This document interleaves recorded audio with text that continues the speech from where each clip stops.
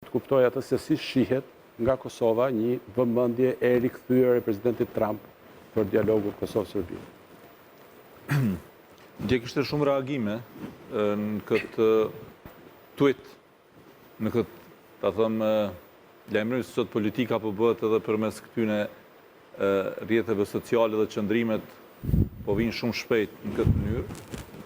Ajo që është me rëndësi mentor të theksohet është se ky postim, ky qëndrimi i presidentit është përfaqë 3-4 çështje të rëndësishme për ne, për rajonin në përgjithësi.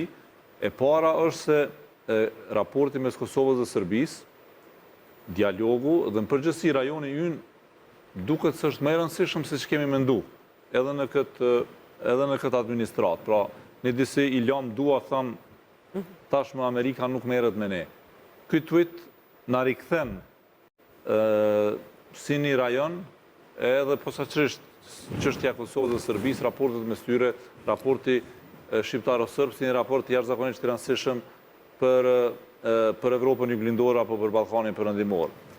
Kjo është e para. E dyta është që kjo është përfaq edhe një tjetër ide se presidenti një farë mënyre paralajmëron se do t'i kthejë dhe si duket që ai ka një plan.